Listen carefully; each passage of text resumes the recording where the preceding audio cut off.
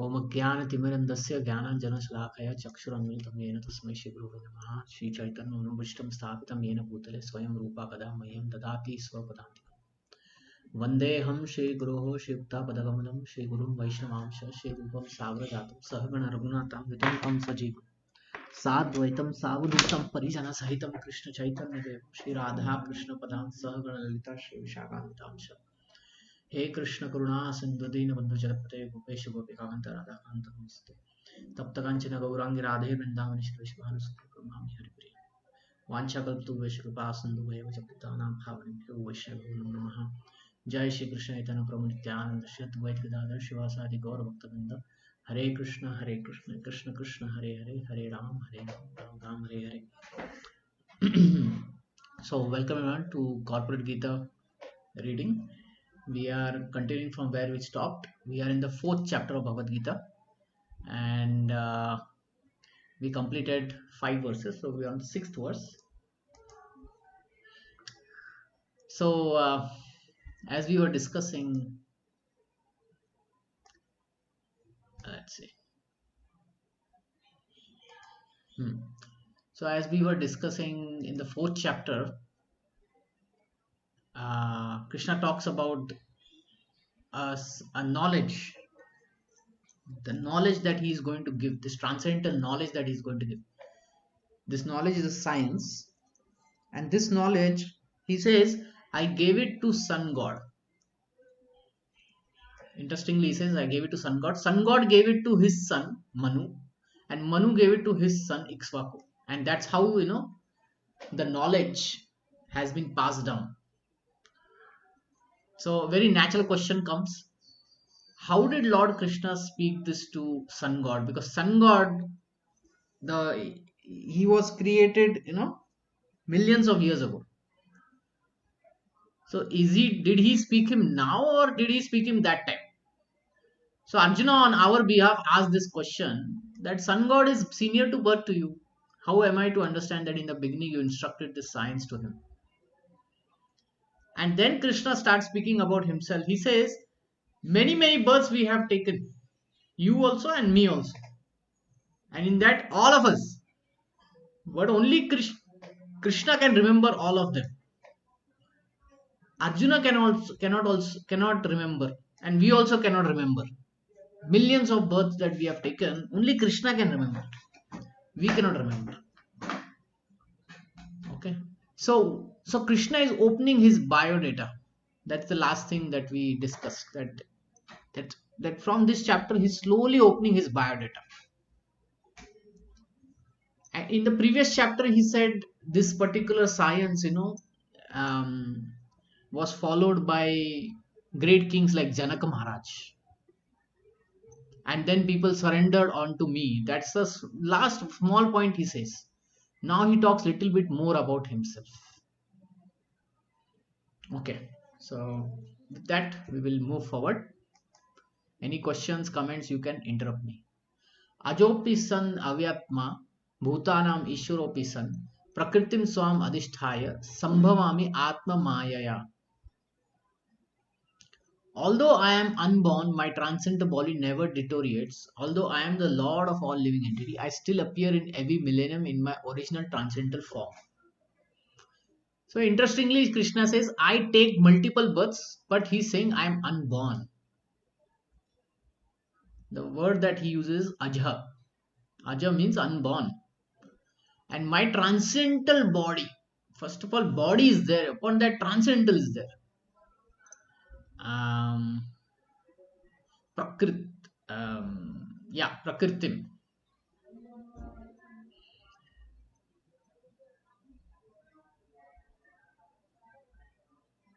Okay, Avyaya means deterioration, without deterioration. So my transcendental body never deteriorates.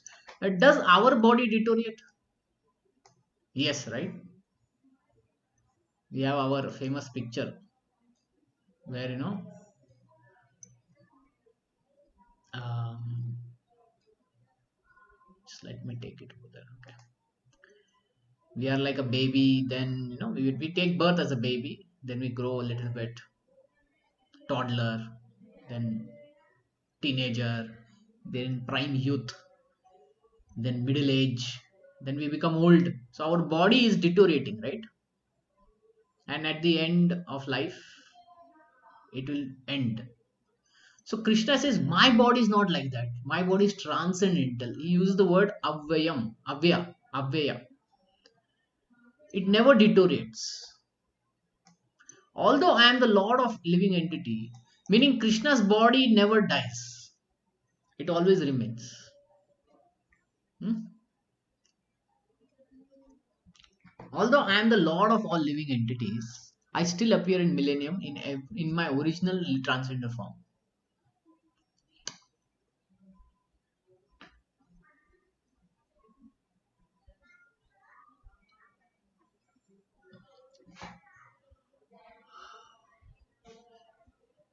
Ishvaraha. The word uses Ishvaraha.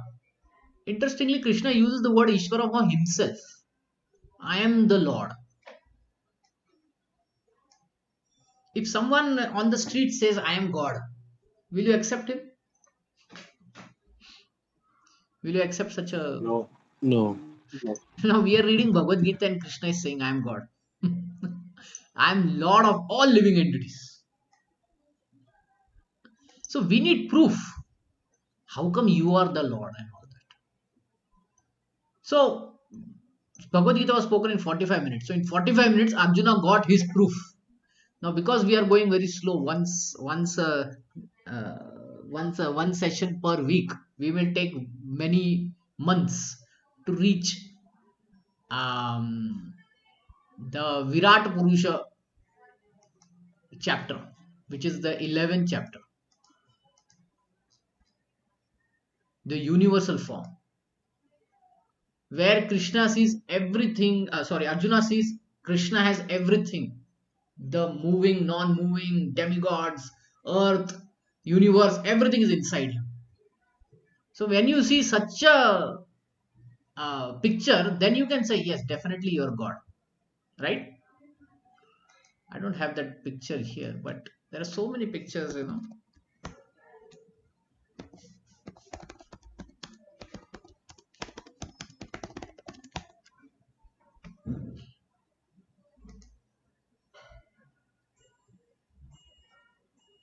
So Arjuna sees this in the 11th chapter. So at this point, Krishna is saying only one, two verses about himself.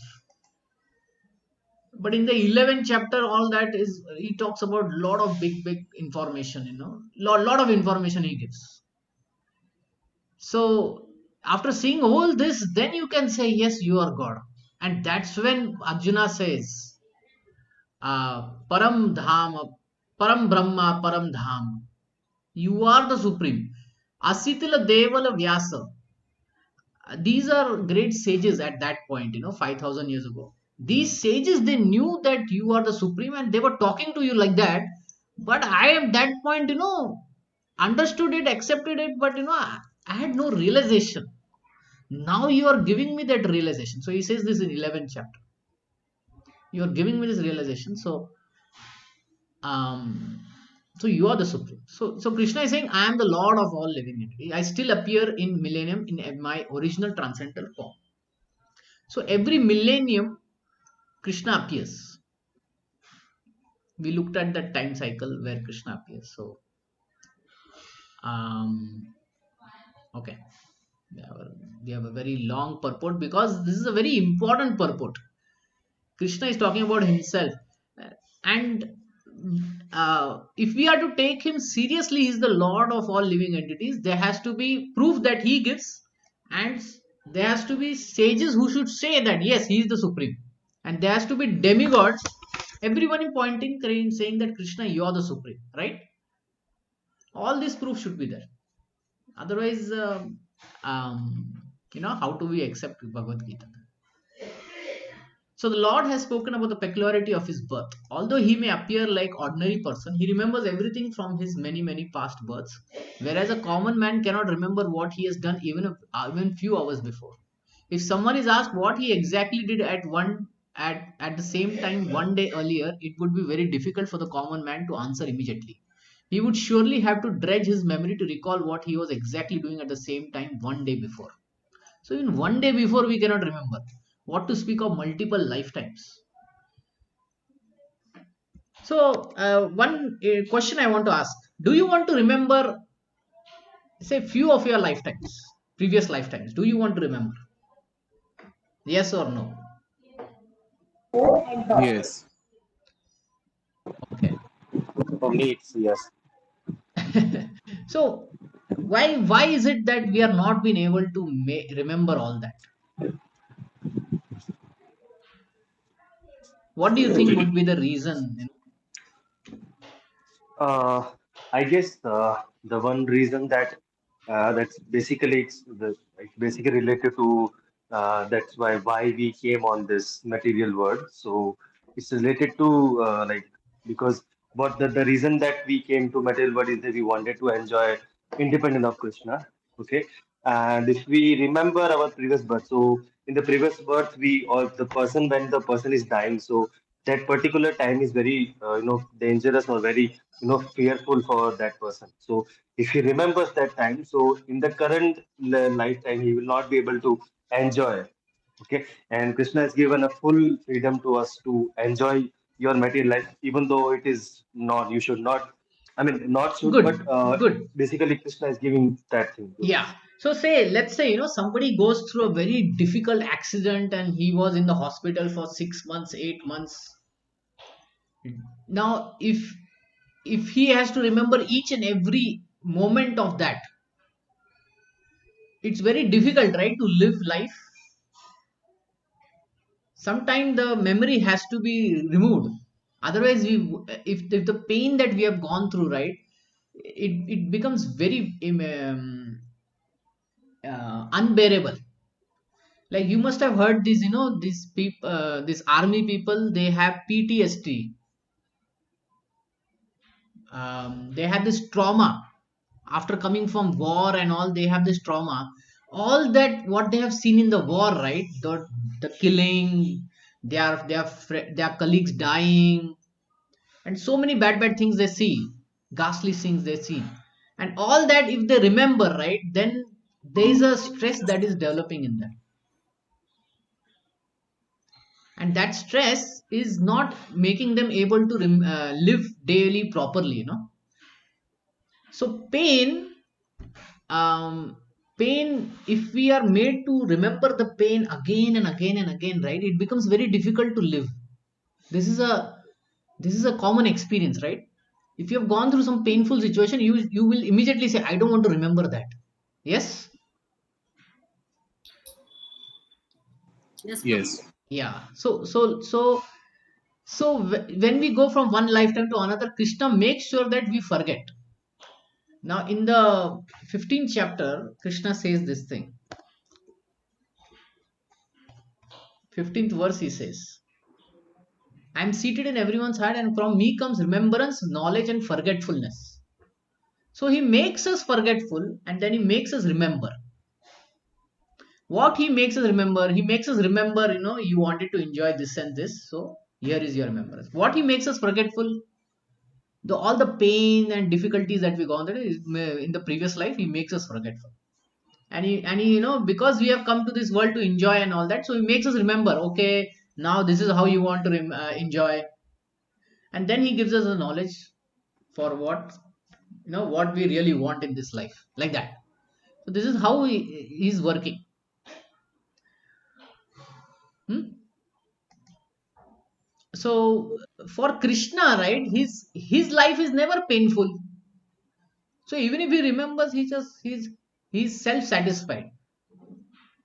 He doesn't have any experience of pain, or he's self-satisfied. So yeah, this is the thing, that sometimes we may think, okay, I want to remember my past life and all that, but some things will be very terrible, the experiences. And if we let's say, if we are animal, then what are we going to remember? Can you imagine an animal body? It's very difficult, right? Like, let's say, you take, if you have acted in some drama or something, and if you were told to become an animal, then you have to wear a blanket, right? You have to wear a blanket around yourself, and there'll be small holes in the blanket, and then you have to look through that, and you cannot even talk. You have to make noises, ooh ah ooh, like bow wow wow, something like that. Now, if this is what you're And going you to have to go remember. on four legs, four hands, two hands and two legs. We have to on the Yeah. knee. So We have if to. this is what you're going to remember, do you think it's a great thing to remember? No, right? So that's why our past life memories, right? They are Shri Krishna generally doesn't give us, but then to some living entities he gives. So in the age of, like, 5 6 years old, right? Children, like, sometimes they can remember their past life, and some people remember their past life, some, at various stages in their life. If it is something haunting experience or something, that the karma that they have to face, then they will be able to remember. Krishna will make them remember like that. So yeah, so that's why we don't remember, and it is in our good intention only. It's about our good only that we are not able to remember, right? Okay, I just spent some time over there. And yet men often dare it claim to be God or Krishna. So one of the point is, those who claim to be Krishna, or those who say claim to be God, right? I am God. Then he should be able to remember all the lifetimes that he has lived. He should be able to remember what he did the day yesterday, what he did a minute before, what he did 10 days before, what he did 10 years before. He should be able to remember all of it, right? So this is a very powerful thing. Okay. One should not be misled by such meaningless claims. Then again, the Lord explains his Prakriti or his form. Prakriti means nature as well as Swarupa, or one's own form. The Lord says that he appears in his own body. He does not change his body. So deteriorate has two meaning. It does not change, and it does not diminish. It does not get destroyed. So Krishna's body is transcendental. Our body is not transcendental. Our body will be destroyed. It is getting destroyed and created at the same time, right? When we are old, it will ultimately get destroyed. But Krishna is not like that. So in the battlefield, right, he was looking like a young boy. So very interesting. As the common living entity changes one body to another, conditioned soul may have one kind of body in present life, but he has a different body in next birth. In the material world, the living entity has no fixed body but transmigrates from one body to another. Lord, however, does not do so. Whenever he appears, he does so in the same original body by his eternal internal potency. In other words, Krishna appears in this material world in his original eternal form, with two hands holding a flute. So this Krishna's form is there, right? Two-handed form is an eternal form. It doesn't change. Now this is a very secret. Not everyone understands this.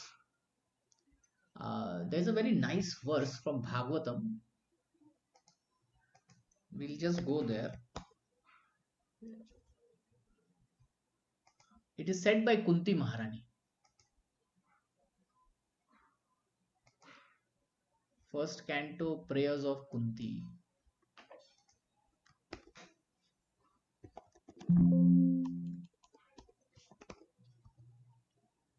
Huh. This is the verse. Being beyond the range of limited sense perception, your eternally irreproachable factor, covered by the curtain of deluding energy. You are invisible to the foolish observer. Exactly, an actor dressed as a player is not recognized. So sometimes, actors, they have makeup on their body, right? So then we don't recognize who is acting. Same way, Krishna is like this, for a foolish observer. They may not understand Krishna is the original personality. He is the Lord of all living entities. Why? Because they cannot understand this. They'll Because Krishna will be, like an actor to them. They may not know, okay, behind this is the real character, like that. So Krishna covers himself. Krishna covers himself. Why he covers himself? because he's playing a role in this world. When he comes as Lord Ram, he has to set examples. So he's playing a role. When he comes as Lord Krishna, he has to, be in this world as cowherd boy, Kshatriya, as a king, So he has to play that role. And second thing is only the devotees will be able to identify him.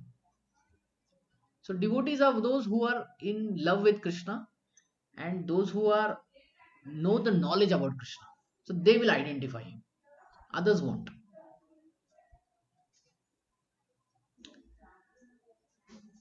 Okay.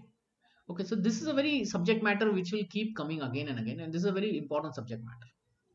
He appears exactly in his eternal body, uncontaminated by this material world. Although he appears in the same transcendent body as the Lord of the universe, it still appears that he takes his birth like an ordinary living entity. Everyone feels he's like ordinary living entity. He's like uh,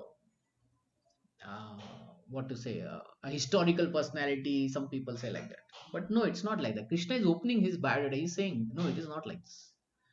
And although his body does not deteriorate like material body, it still appears that Lord Krishna grows from childhood to boyhood and from boyhood to youth. But astonishingly enough, he never ages beyond youth. So Krishna, he came as a baby. He did become a boy. He was in prime youth, but he never ages beyond youth. He never becomes old. Now, interestingly enough, because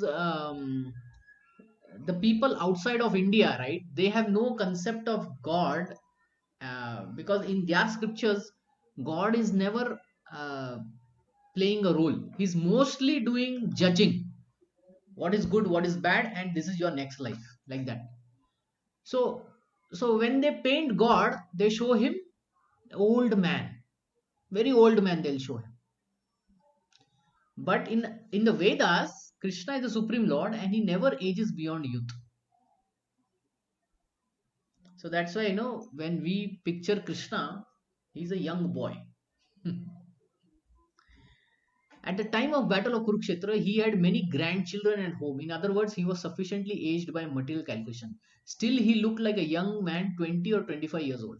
We never see a picture of Krishna in old age because he never grows old like us, although he is the oldest person in the creation, past, present, and future.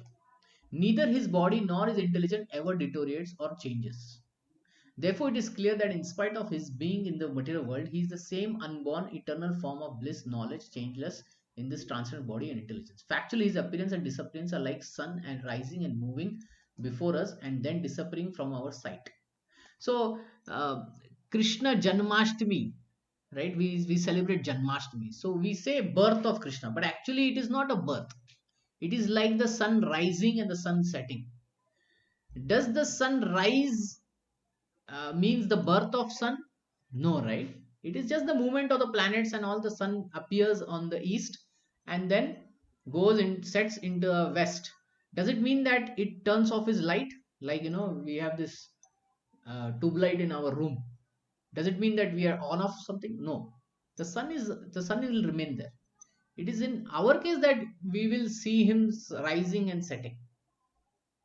Okay. So when the sun is out of sight, we think that the sun has set. But when the sun is before our eyes, we think that the sun is on the horizon. Actually, the sun is always fixed in a fixed position. And owing to our defectiveness, insufficient senses, we calculate appearance and disappearance of the sun in the sky. But and because Krishna's appearance and disappearance are completely different from any ordinary living entity, it is evident that he is eternal, blissful knowledge by his eternal potency, and is never contaminated by material nature.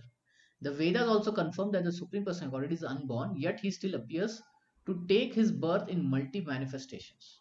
The Vedic supplement. Prabhuji, I have one question, Prabhuji.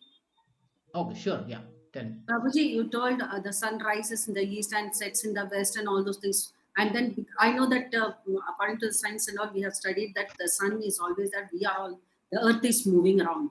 But we get darkness, no, Prabhuji. Even though the sun is there, we are getting darkness. So we have to use our light and all those things. But that is not our Maya or something, no, Prabhuji.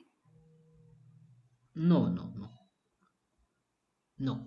See, Maya means that which is not. Hmm. Meaning to think something as something as false is kind of Maya. Um, so to think that, like sometimes children think that, okay, now sun has gone to sleep, Hmm. right? Children say like that. Yes. But we know he has not gone to sleep. He's still there on the Hmm. other side of the world. And he's never going to be diminished like tube light. We are not going to off it. Hmm. So it is like this. Hmm. That is called as Maya. Some children thinking like children that now it has gone to sleep or something. No, Okay. it is not like that. So does that answer your question? Yes, Prabhuji. But we are seeing the night sky, no, Prabhuji? The Yeah, yeah. moon So that appears. is not false. That is not false. Okay. Yeah, that is not false. Okay. Fine. Okay. The Vedas also confirm that the Supreme Person of Godhead is unborn, yet he appears to take birth in multi manifestation. The Vedic supplementary literatures also confirm that even though the Lord appears to be taking his birth, he is still without a change of the body. In the Bhagavatam, he appears before his mother as Narayan. Oh, very interesting. When Krishna came as baby, right? After showing the baby form, he showed the. Actually, he came in front as Narayan, four-handed form. You can imagine if you are giving birth to a baby and suddenly the baby has four hands and it has a helmet and it has a crown and it has what to say, necklace, huh? Four hands it has. So Krishna came in front of Devaki like that, just to show them that don't worry, I'm not a child, I can fight with this demon Kamsa, don't worry. And then he became a baby and then he told Vasudev, take me to Gokul, Vrindavan. So like that. So his appearance in the original eternal form is his causeless mercy bestowed upon the living entity so that they can concentrate on the Supreme Lord as he is and not on mental concoction and imagination, which impersonally wrongly think the Lord's form to be. Okay, so the word Maya or Atma Maya refers to Lord's causeless mercy. According to Vishwakosha dictionary, the Lord is conscious of all his previous experiences and disappearances, but a common living entity forgets everything about his past as soon as he gets another body. He is the Lord of all living entities because he performs wonderful and superhuman activities. See, Krishna performs wonderful and superhuman activities while he is on the earth. Therefore, he is the Lord. Therefore, the Lord is always the absolute truth and is without differentiation between his form and self, or between his quality and body. A question may now be raised as to why the Lord appears and disappears in this world. Okay, now why does he appears and disappears? So we understand the sun, right? The sun sets and rises because of the motions of the planets, right? But then, what is the purpose of the Supreme Lord? Next verse. This is a very famous verse. Many people if they talk about Bhagavad Gita, this is one of the verses. This is Yada Yada Hi Dharmasya Glanir Bhavati Bharatah Adbhutanam Adharmasya Tadatmanam Srijamyaham. Whenever and wherever there is decline in religious principles, O descendant of Bharata, and a predominant rise of irreligion, at that time I descend myself. So why does Krishna appear? When there is a decline in religious practice, adharma. Whenever there is adharma increasing, Krishna will come to establish dharma. When they were Ravana and Kumbhakarna, then he came. When they were Hiranyaksha, Hiranyakashipu, then he came. Right? And when Krishna came to kill whom? Shishupal, Kamsa. Dantvarka, Kamsa, Shishupal, Kamsa, Shishu, Jarasandha, and Duryodhan. Duryodhan, Shishupal. Yeah. So all these, bad people were there, then he came. So now natural question will come. What today also there is a lot of adharma happening. So did he come or not? Or is he going to come or not? So we will see. In the purport, Prabhupada will answer this question also. That in the present age, how he comes. The word Srijamye is significant here. Srijamye cannot be used in sense of creation. Because according to previous verse, there is no creation of the Lord's form or word. Since all the forms are eternally existing, therefore Srijami means the Lord manifests himself as he is. There's another word also, avatar. Avatar means what? There's a misunderstanding of this word avatar. Avatar means he comes as he is. Avatar means Krishna comes as he is. Avatari means like Rama, and then No, no, Hiranyaka, avatar means to descend, to this. to come down. So if we come from third floor to second floor or to ground floor, do we change? No, we come as it is, Mm. right? Mm. It's not like, from fourth floor we start and then ground floor we come and we are completely different person. No. So Krishna comes. So that is the meaning of avatar. Now somehow this meaning in today's context has changed. Avatar means a different body or something, a different form or something. No, it is not like that. Today, people use this word avatar in that context, but avatar actually means to descend. And the word Srijami, one may say creation, but actually it is not creation. Krishna says, "My body never deteriorates," so it is never created also. Hmm? So the word Srijami doesn't mean creation here. It means he manifests himself as he is. Although the Lord appears on schedule, so there's a schedule, Dwapar Yuga, Sat Yuga, and various schedules are there. Not so there is Yuga Avatar, then there is Lila Avatar, there is Shaktavesha Avatar. It is said that as many waves are there in the ocean, those many avatars are there. So you can just imagine. Still it is on schedule. Okay. So, namely, at the end of Dwapar Yuga of the 28th millennium of the 7th Manu is in one day of Brahma. So, you might wonder what does this mean? In the day of Brahma, in the afternoon time, he comes once as Krishna, and every other time Vishnu comes as Krishna. It simply means like that. So, we may not go much in detail because this concept will come again and again. Hmm? He has no obligation to adhere to such rules and regulations, because he's completely free to act in many ways at his will. So the child comes after 9 months, right? After fully growing and all that. So after full growth, the child comes out. But Krishna is not adhering to such rules. According to karma, according to body, no. Such things don't. He comes at his will, and he comes on a schedule also. Interestingly. Every yuga he comes. And then unscheduled also he comes.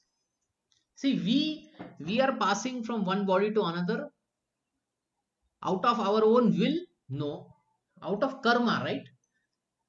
The karma is giving us next bodies.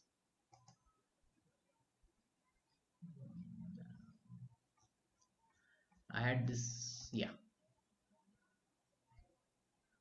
So depending on what credit we have, we get the next bodies. Our karma, our design, our body deteriorates, it ends. That's how we get new life. But Krishna is not like this, right? Krishna, he appears whenever there is a decline in earth, in dharma. Uh, How do we appear? We appear when our karma ends, our body ends, we have to take new body, then we have to go, right? But Krishna's appearance is not like that. Now, why all this explanation is given? It is given just to make us understand that Krishna is different than us. Krishna is the supreme Lord, but he appears, he walks with us. So one may think he is a common man only. Like last time I was saying, in a jail, if the minister comes, and the prisoners think that, oh, the minister must have also done some crime, that's why he's coming in a jail. Is that so? No, right? He comes by his own will. He comes to see how the jail is working and all that. So Krishna's appearance is like that. He is not subjected to crime or some legal or some karma. He comes independently. So this is all very important in understanding about Krishna. When we understand that about Krishna, then we can appreciate when he says he's the supreme Lord, he's the Lord of all the universe, the living entities. Then we can appreciate. He therefore appears by his own will whenever there is a predominance of irreligiosity and disappearance of true religion. Principles of religion are laid down in the Vedas, and any discrepancy in the matter of properly executing the rules of the Vedas makes one irreligious. So, when the Vedic following is reduced, then irreligion comes. In the Bhagavatam, it is said that such principles are the laws of the Lord. Only the Lord can manufacture a system of religion. So, religion are also okay, is only God made, okay? It is not man made. Krishnastu Bhagwan Swayam. And Dharmam he, there's a verse actually in Bhagavatam, it says, Dharmam he, okay, here it is. Dharmam tu Sakshat Bhagavad Pranitam.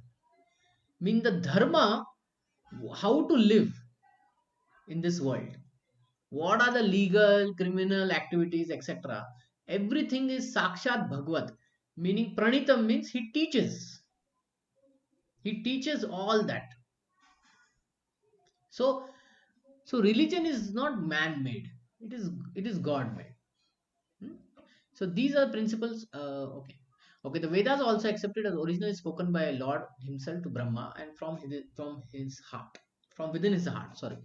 Therefore, the principles of dharma or religion are the direct orders of the Supreme Person of Godhead.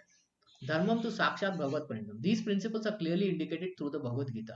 The purpose of the Vedas is to establish such principles under the order of the Supreme Lord, and the Lord directly orders at the end of Gita, and that highest principle of religion is to surrender unto Him and nothing more. Okay, so whatever comes in the later part of Bhagavad Gita, Prabhupada is writing here that in the 18th chapter, Krishna says, you have to surrender unto me. Sarva dharmam paritaja mam ekam sharanam vraja.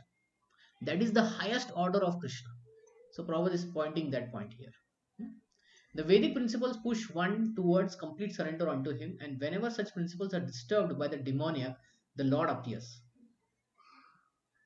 So whenever a dharma comes because of demonic people, the Lord will appear. From the Bhagavatam, we understand that Lord Buddha is an incarnation of Krishna who appeared when materialism was rampant and materialistic were using the pretext of authority of the Vedas. Although there are certain restrictive rules and regulations regarding animal sacrifice for religious particular principles purposes in Vedas, people of demonic tendencies still took to animal sacrifice without reference to the Vedic principles. So one of the incarnations Prabhupada is explaining here is about Lord Buddha. So in the Vedic times, there were animal sacrifices mentioned, where one would kill the animal in a fire sacrifice. Now one would say, really? Yes, but there is a detail to it. What is the detail? The detail is that when this sacrifice of the animal is done, in front of everyone's eyes, the animal would get a new body, a human form. And that was the test that the yajna or the sacrifice that was done is successful. Meaning you have to kill, and that killing should end up in a new birth in front of everyone, and then one would understand that the yajna is successful. It's such a difficult test was mentioned in the Vedic times. But what happened in Kali Yuga is that the animals were sacrificed, but they would never get new body. And the Brahmanas were saying, no, everything is successful. So they were actually cheating. So to stop that cheating, Lord Buddha came, and he gave the principle of ahimsa, no killing. So this is how, whenever a dharma comes, Krishna comes. So Lord Buddha appeared in order to stop this nonsense and to establish the Vedic principles of non-violence. Therefore, each and every avatara or incarnation of the Lord has a particular mission, and they are all described in the revealed scriptures. So right now, the Vedas say that animal sacrifice is not allowed in the Kali Yuga because you don't have pure Brahmanas, you don't have pure elements of yajna. So your your fire yajna is going to be failed. So there is no point in killing the animals. Therefore, each and every avatar or incarnation of the Lord has a particular mission, and they are all described in the Vedic scriptures. So the Vedas, they describe, which avatar is coming, why it is coming, when it will go like that. No one should be accepted as avatar unless it is referred to by the scriptures. So if anyone says I am avatara of Vishnu, then we should check the scriptures. Is it really like that? And then we should check whether he can remember all his past life and he can show his Virat Rupa. It is not a fact that Lord appears only on the Indian soil. So now this is a interesting thing. All the Vedas, everything is spoken within India only. So one may think, okay, Lord is appearing in India only. No, it is not like that. In this tract of land, definitely he appears multiple times, but he appears anywhere and everywhere. He can manifest himself anywhere and everywhere and whenever he desires to appear. In each and every incarnation, he speaks as much about religion as can be understood by the particular people under the particular circumstances. But the mission is the same, to lead people to God consciousness, obedience to the principle of religion. Sometimes he descends personally and sometimes he sends his bona fide representatives in the form of his son, servant, or himself in some disguised form. So Krishna appears Prabhu, himself. Yeah, tell me. Is there any example of Lord's appearance in other soil? So he appears in the form of his son, servant, or in a disguised form. So these examples are there. Do you know son when he sent his son? No. So in the in Jesus Christ. So he said, "I am son of God." So actually, everyone is a son of God, but this son means I am carrying the purpose of the Supreme Lord. That's why he said, "I am son of God." Servant. Um, Is it Sudama? no, no, no, Sudama is devote friend, Devote. no? Yes, Friend. yes. Sudama was devotee. Yeah, but Friend. this is to spread the dharma. So the saints, the sages, Prabhupada. yes, Prabhupada. But there are other saints which appear all over the world. So those are also servants. And Prabhu, he himself comes in a disguised form, like Lord Buddha. It's a disguised form. He's doing meditation and all that. He doesn't have to do, but he's doing it. but Prabhu here, Hmm. I mean, the when so my first question is related to why Krishna he originally in the original form is coming to Indian soil, and by there is no such example in the soil where Krishna himself has appeared. This is my first question, and the second question is uh, you're saying that Jesus Christ was the Son of God. So why did he created a different? Because Christianity is now different. Uh, they are completely different dharma now. I mean, like they are doing something else. I'm not sure whether they are following the whatever Okay, the okay. uh, Hmm. Jesus Christ has actually told them. Maybe they have manipulated according to themselves. So that may be, but it's not what it basically matches is what we read in Bhagavad Gita. Okay, okay. Hmm. Okay. So first thing you said, Krishna appearing. He appears definitely in the tract of India because there are these holy rivers and this is a holy place. He does appear. Then he appears in other planets also, like Varahadev and all that appeared in different planets. Then he sends his sons like Jesus Christ and other saints and sages. And then he comes in a disguised form like Buddha and there are other forms also where he comes like Vyasadev and all disguised form. Okay. Um, your second question is what about this other religions which are not Vedic, right? Right. Yes. Yes. Yeah. So when we look into those religion, right? Mhm.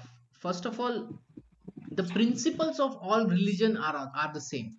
That one has to develop love of God. Okay. Details will vary, and And like Prabhupada said, there are circumstances, particular set of people are there at that point, and they may not be fully pure, or they may be pure, or they may be half pure, or whatever. They may be slowly practicing. For them, you have to give them religious principles. So so when Jesus Christ came, he saw that, um, at that point the people were not very advanced. So he had to give them basic principles also. Thou shalt not kill, thou shalt love your neighbor, right? These are very, very basic principles. In Bhagavad Gita, it is not so declared like that. To Arjuna, it is not so, definitely. So the details will vary, but the um, the main concepts of religion are same. That's why they are called as bona fide. Okay. So what they are following and all that is, externally it may look different, but in essence they are doing the same thing. In essence they are also praying. In essence they are also chanting the holy name, whatever holy name they are given in their religious scriptures, Jehovah and all that. Okay, there are 99 names of Allah. So they should follow whatever is in their religion, bona fide religion. Okay. And they will achieve perfection through that. um, Okay. yeah, so one may have this question, why there are different religions, is because at every point, there are at every time, place, circumstance, there are different set of people. And just like in a school, right? Mathematics is taught to grade 1, 2, 3, 4, 5, 6, 7, 8, 9, 10. But the student in grade 1 cannot understand calculus, while in grade 10 he can understand calculus because his intelligence is developed. But both the grade students will say we are learning mathematics, which is true. In concept it is true, in basics it is true, in fundamental it is true, but in details it will vary, right? So same way, there are different religions, and they are meant for those people who are at that level of purity, at that level of following the morality, ethicality. Slowly they have to advance. So that's why there are different religions. Otherwise, if you look at the essence of all religion, it is the same. You have to develop love of God. Yeah, and I mean, because what I feel is like now people are more, now as the Kali Yuga effect keep on increasing, that, and then uh, people will become more there at, I mean, they will be more forgetful of Lord. No, so Okay, the thing is, so see, now we are in an age of technology, information, hmm, and we can fly from one place to another in few hours. But right, let's say 200 years back, 200 years back, this was not possible. So there were people living at various places. And how would then, and if there is a dharma over there, how would God send? So definitely he will send his sons and servants, his saints and sages, and they will give a message which is tailor made. Okay, you need to understand, tailor made for those set of people. hmm, Okay, so right, it's a tailor hmm. made so that they can slowly advance, right? They can slowly advance, and ultimately we are all souls. Everyone is going to die, and then in the next life they will pick up from where they have left. It's like that. So they will slowly progress on that path. Okay, so it is not fixed like that. Like Lord is only appears only one time in Kaluga. If Oh, no, he no, no, no, no, himself no. can appear multiple times, or Yeah, he yeah, can, yeah, like yeah, like in yes. future also there is a possibility like the person like Okay. uh Yeah, yeah, yeah. person like, yeah, like they can appear again, right? Okay, sure, sure. I will just okay. Um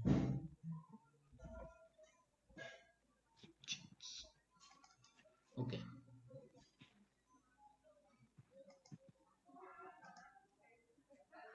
So if you look at this time scale, right? you have asked this question, so I'll just spend few minutes here. So this is the four yuga cycles: Satyug, Treta Yug, Dwapar Yug, Kali Yug, and these are happening. These cycles are happening 1,000 times in a day of Brahma. So at every yuga, at every start of the yuga comes a yuga avatar. So that is scheduled. So he comes and he says, in this yuga, this is the following. This is the process of renunciation. This is the process of self realization. So at every start of yuga, he comes. So those are called as yuga avatars. So they will establish what is the process of self realization for the whole yuga. Then in between the Lord will come whenever the dharma is decreasing. So to establish dharma again, he will come again. Okay. Like Lord Ram came at the end of Treta Yuga. Krishna came at the end of Dwapar Yuga. And Kali Yuga, Kaliki avatar will come at the end of Kali Yuga. Okay. And then there are Yuga avatars. I said about Yuga avatars. So in Kali Yuga, it is Chaitanya Mahaprabhu who is the Yuga avatar. So he's setting the example or the process of self-realization. That is chanting of the holy name. Because we cannot do fire yagya, we cannot do many things. So we can just chant the holy name and that will purify us. Okay, so like this, multiple million incarnations are taking place. So incarnation, better than incarnation, is avatars. Avatars are coming. Multiple avatars are coming. As many as there are waves in the ocean. Some are scheduled, some are unscheduled. Like that. There are innumerable number of universes, no, Prabhuji. So everywhere No, we are Krishna. just talking about one universe. Okay, let's not get into multiple universes. Multiple universes, definitely all this is happening. And these are 14 planetary systems. So the Lord appears in every planetary system. He can appear anywhere. Mm. In Bhurloka, Earth planet, he appears in this tract of land, India. And in other parts, he sends his sons and all that. And in every other planet also, he is doing the same thing. Mm. Okay, so everywhere he's appearing. He's not restricted. So it's So, Prabhuji, in yeah. every this thing again and again, the Ravana, Hiranyakashipu, Okay. Kamsa. So within a time scale where it is. Sorry. So when this cycle happens, after that in the next cycle, then Ram will come again in Treta Yuga. So Like again, that. Ravana will be there. Yeah. The story will be slightly different, but it keeps happening.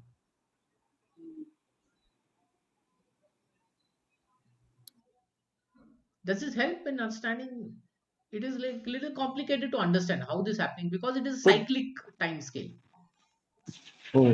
So, Prabhu, you're saying the slightly different story. So what story we were reading in Ramayana? So that is maybe different from story in other universe. And I mean, there Not is other something universe.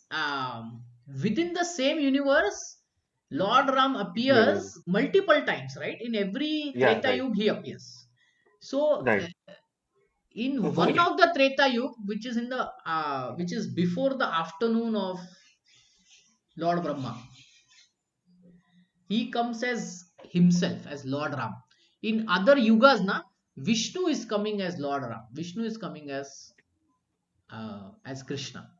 But once in a day, Krishna himself comes. So what does that mean is, um, okay, yeah. If you look at this picture, Krishna is here in the Golok Dham, and there are other Vishnu forms. Ram is here. There are other Vishnu forms: Varaha, Narsimha, Buddha, like that. Narayan. All these forms are there. Okay. Then there is Mahavishnu, and then there is Garbhodaksha Vishnu. So there are 1,000 cycles happening, or 4 yugas happening, right, in a day of Brahma. In many of them, Vishnu, this Garbhodaksha Vishnu, um, actually comes as Lord Ram, Lord Krishna. Once in a day, Krishna from here comes, and Lord Ram from here comes. So the Ramayana that we are reading, Valmiki Ramayana that we are reading, is when the original Lord Ram came from Ayodhya Dham to this material world. There are other Ramayans also where this Vishnu came as Lord Ram. So therefore there is a slightly difference in the story. Some of the differences are like in the Valmiki Ramayana there is nothing like Lord like Lakshman making Lakshman Rekha. But then in other Ramayans there is Lakshman Rekha like that. So there is slight differences there. Okay. So sometime in some session, uh, you can, if you can find some time, you can explain this whole this picture in detail, because uh, it's really interesting to yeah, see yeah, those things. yeah. I This think it is will take time for you. yeah. See, Krishna is going to talk about this little bit in Bhagavad Gita also. Okay. But In yeah, Bhag I'm just saying, like, because I am very interested in knowing all those things, because Right. very Sure, interesting. sure. Sure. Whenever we'll get time, we come to that section, especially in the 8th chapter, then we will come again, we'll discuss a little more. Prabhuji, 5,000 years back when Mahabharata was happened, Krishna came as Krishna or Vishnu came as Krishna? So we are in the afternoon of Brahma. So the original Krishna that is there in Golok Vrindavan, he has come. Okay. So we are very lucky that just 5,000 years the original Krishna came. See, even if Garbhodakshai Vishnu comes, it is the same only, nothing different. But original Krishna comes from Mhm. Golok Vrindavan, like that. So there is Yeah. slight differences when this Vishnu comes and Krishna comes. Slight slowly story changes happening. But Hmm. overall, the Ravana will always get killed. It is not like Ravana won't get killed. Yeah. So yeah, the gist of the story will always remain the same. Okay.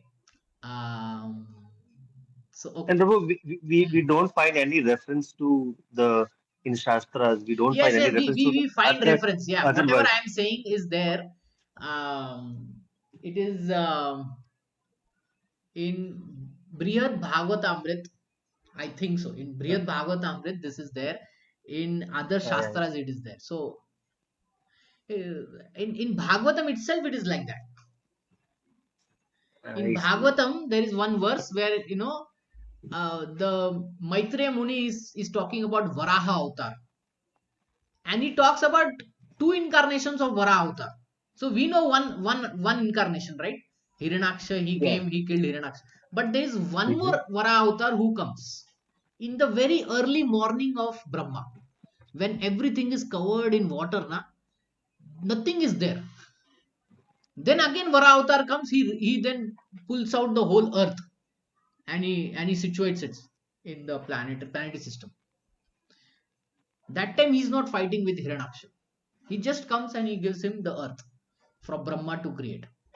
Then later on in the time period, Hiranyaksha comes. And again to kill Hiranyaksha, Vara takes another avatar. So there is a color difference. One is white and one is red. So the white one comes early morning, the red one comes when Hiranyakashipu is there. Like that. So little differences are there. Okay. Okay. Okay. So I don't want to confuse about this because it's a different subject matter. We are in Bhagavad Gita. Hmm. Um, let's finish this verse, and I'll open up for some questions. But the mission is the same. See, we need to understand every religion has the mission, the same mission is there to lead people to God consciousness, to teach. See, every class, every grade has the same mission to teach the same mathematics, but the detail of the mathematics will change. Where the student is highly advanced, they will teach him calculus, they'll teach him double integration, they'll teach him triple integration. But when the student is not so advanced, they may not teach him calculus, they will teach him just integers and division and multiplication, and they may just introduce something, but all are learning mathematics. Yes. So it's a gradual process in different religions. In the Vedas, The details are like, God appearing within us and walking among us is only in the Vedas. It is not there in other religions. In other religions, God is like a judgment, like a judge. He's judging, what you did your whole life. Now I will send you to heaven or hell, like that. But in our case, Krishna comes as Lord Ram. He's talking, he's walking, Krishna comes as Lord Krishna. He's walking around among everyone. And some people confuse him as common man. Sometimes he distance purpose. Okay, we read this now. Okay, the principles of Bhagavad Gita was spoken to Arjuna, and for that matter, to highly elevated persons. See, we need to understand Arjuna was already highly elevated. Thou shall not kill. Thou shall love your neighbor. These things were already followed by Arjuna. So for him, those instructions are not there. For him, Bhagavad Gita instructions are there because he is highly qualified, advanced compared to ordinary living persons in other parts of the world. 2 plus 2 equals 4 is mathematical principle. That is true in the beginner's arithmetic class and in the advanced class as well. So in the advanced class, 2 plus 2 always remains the same, right?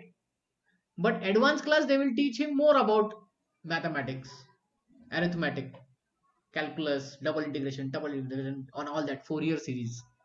Still, there are higher and lower mathematics. In all incarnations of the Lord, therefore, the same principles are taught, but they appear to be higher and lower in varied circumstances. The higher principles of religion begin with the acceptance of 4 orders of 4 statuses of social life. So when Varnashram system is there, that that is a very higher principle of religion. So we see Varnashram system still being followed in India in the Vedic culture, right? But in other parts of the world, the Varnashram system is not so strictly followed, right? So that is the difference. But they are getting learned the same arithmetic that we are learning. Okay, it is not different. Only thing, we are learning something higher, and they may be learning something basic that we already know. Okay, the whole purpose of the mission of incarnation is to arouse Krishna consciousness everywhere. Such consciousness is a manifest and non-manifest only under different circumstances. Okay, so we are already past 2. Any questions, any comments? No problem. No. Okay, okay. Okay, so this is a very interesting chapter. Where it is, right?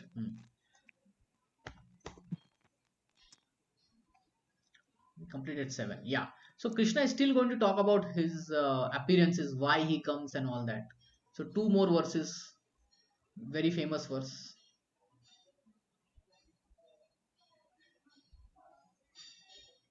And then he talks about transcendental knowledge. Okay. Okay. So